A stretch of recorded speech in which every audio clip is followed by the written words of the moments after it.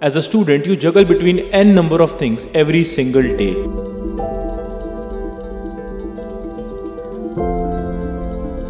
और इतने दिनों की एंडलेस स्ट्रगल के बाद one day everything just shuts down.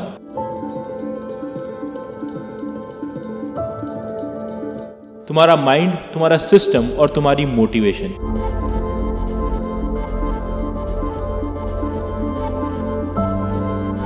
और तुम्हें पता होता है कि ये क्या हो रहा है, लेकिन फिर भी तुम कुछ नहीं कर पाते. And then you start labelling, oh ये ना प्रोकास्टिनेशन है, नहीं यार ये ना बर्नआउट होगा, या फिर हो सकता है कि मोटिवेशन ड्रॉप हो गई है. But let's cut the crap और अब इस पूरी सिचुएशन को हम रिवर्स इंजीनियर करेंगे. हाय, माय नेम इज आदित्य और मैं करंटली दिल्ली यूनिवर्सिटी के एक टॉप कॉलेज का स्टूडेंट हूँ. And in the past 2-3 years I have mastered that one skill that every student dreams of, that is consistency. यानी कि कैसे तुम बर्नआउट ना हो, और अगर हो भी जाओ तो कैसे एक वर्किंग मेथड से वापस ट्रैक पे आ सको, even on the days when you don't feel like studying at all. और सच बताऊं ना तो इसमें कोई कॉम्प्लेक्स टेक्निक्स नहीं लगती, बस थोड़ी सी रीवायरिंग और simple execution. Okay, now we'll approach this from two aspects. सबसे पहला, the fundamental aspect. What I mean is the psychology behind low motivation to study or no interest in studies. और इसके साथ कि कैसे तुम अपने माइंड को रीवायर कर सकते हो to start getting interested in studies again. Number second, the practical aspect. मतलब कि वो habits और execution systems जो तुम्हें maximum efficiency देंगे एक बार तुमने पढ़ाई करना शुरू कर दिया है. And also how to prevent burnouts. तो सबसे पहली चीज जो मुझे एड्रेस करनी है वो है डोपामीन. एट दिस पॉइंट हम सब ये जानते हैं कि लो मोटिवेशन का सबसे बड़ा रीजन होता है डोपामीन बेसलाइन का बहुत लो गिर जाना. मतलब कि तुम्हारा ब्रेन अब नॉर्मल चीजों से रिवॉर्ड फील ही नहीं करता. Constant reels, notifications, quick entertainment, ये सब कुछ तुम्हारे माइंड को अननेचुरल डोपामीन स्पाइक्स देते हैं. फिर पढ़ाई जैसे लॉन्ग फॉर्म टास्क तुम्हें बोरिंग लगने लगते हैं, बिकॉज हम सब जानते हैं कि उनका डोपामीन रिवॉर्ड काफी स्लो होता है और वो इंस्टेंट ग्रेटिफिकेशन नहीं देते. तो इसका फिक्स क्या है? Reset your dopamine baseline. हर दिन 1-2 घंटे खुद को जबरदस्ती लो डोपामीन जोन में रखो, जिससे मेरा मतलब ये है that no reels, no random scrolling और नो स्टिमुलेशन. इससे तुम्हारा ब्रेन नेचुरली रिवायर करता है, रीसेट होता है और तुम्हें पढ़ाई अपने आप एंगेजिंग लगने लगेगी. So this was the first step that was rewiring your brain again before we proceed to the habits of execution.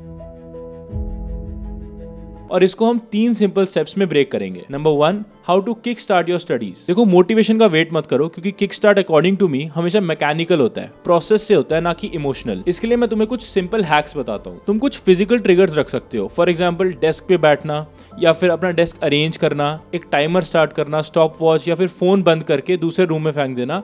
ये सब कुछ फिजिकल ट्रिगर्स हो सकते हैं जो तुम्हारे माइंड को एक अलार्म दे that now it is a time to focus. ये चीजें लगती बहुत सिंपल है, बट ये छोटे छोटे सिग्नल्स तुम्हारे माइंड को इंडिकेट करते हैं दैट अब टास्क स्टार्ट हो रहा है. मैं इसे पर्सनली यूज करता हूं और इससे रेजिस्टेंस अपने आप हाफ हो जाता है, ट्रस्ट मी. उसके बाद एक अप्रोच की बात करते हैं जिसको मैं कहता हूं द रेट्रोस्पेक्टिव अप्रोच. मतलब कि अगर तुम्हारा पढ़ाई में ये सब्जेक्ट में मन नहीं लग रहा तो एक काम करो, सबसे पहले उसके क्वेश्चंस और एक्सरसाइजेस देखो एट द बैक. उससे हो सकता है कि तुम्हारी कुछ क्यूरियोसिटी जनरेट हो, जिससे तुम्हें एक मोटिव मिले with the direction to study. Simple शब्दों में what I mean is study to answer the questions at the back. मतलब कि बैक क्वेश्चंस के जो आंसर है उनको ढूंढते ढूंढते तुम सारा मटेरियल कवर करो, जिससे शायद तुम्हें एक मोटिव के साथ एक डायरेक्शन मिल जाए पढ़ने के लिए. और ऐसे धीरे धीरे स्मॉल विंस लोगे, चीजें कवर करते जाओगे, तो इजी से डिफिकल्ट टॉपिक्स में स्विच करने में तुम्हें ज्यादा दिक्कत नहीं होगी. नाउ पार्ट नंबर 2 इज, एक बार तुम किक स्टार्ट कर चुके हो, then how will you maintain the flow. और उसके लिए भी कुछ हैक्स हैं. फॉर एग्जांपल, तुम टाइमर सेट कर सकते हो, स्लॉट्स बना सकते हो. फॉर एग्जांपल 25 to 30 मिनट्स के स्लॉट, मैक्सिमम 90 मिनट का स्लॉट वो तुम्हारी बॉडी क्लॉक से अलाइन करेगा. इन टेक्निक्स को फॉर्मली पोमोडोरो वगैरह कहते हो, जिसका सिंपल मतलब ये है कि तुम्हें अपने माइंड को कॉन्स्टेंटली स्विच करते रहना है वर्क जोन में एंड रेस्ट जोन में. 30 minutes of work, 10 minutes of rest, या फिर 60 minutes of work and 30 minutes of rest.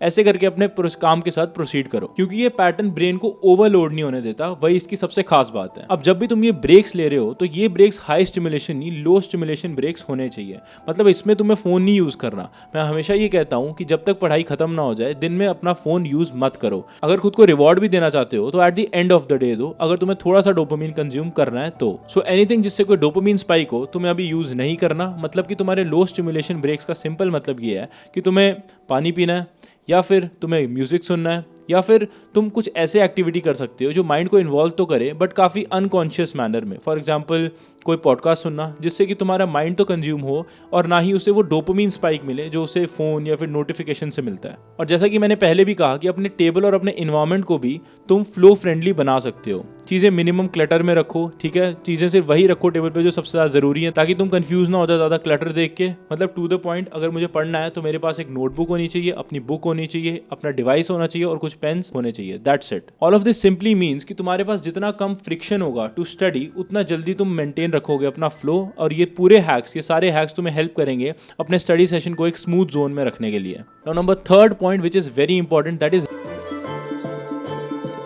By rewarding I mean that you need to follow active leisure techniques। मैंने एक video बनाई थी about distraction जिसमें मैंने active leisure की बात की थी, not passive leisure। तुम वो वीडियो यहाँ पे देख सकते हो जिससे तुम्हें rewarding system और leisure के बारे में काफ़ी ज़्यादा आइडिया होगा। And the truth is कि अपने flow को complete करने के बाद, कुछ भी complete करने के बाद हमें एक reward system चाहिए कि हाँ, पढ़ाई करना काफ़ी worth it था, बहुत अच्छा लगा पढ़ाई करके, it was a positive signal for my mind। इसके लिए एक सिंपल सा रिवॉर्ड लूप बनाओ। जब भी पढ़ाई कवर कर लेते हो, अपना गोल अचीव कर लेते हो, तो खुद को कुछ ना कुछ रिवॉर्ड दो।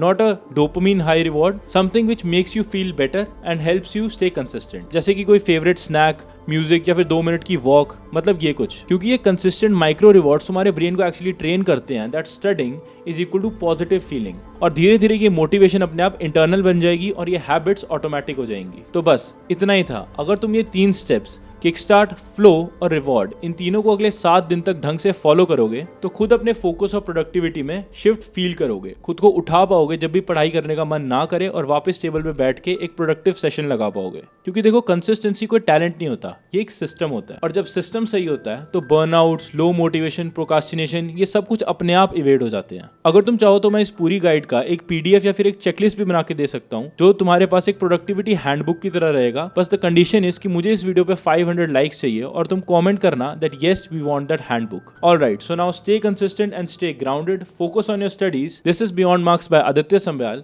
आई will see you in the next one. Bye.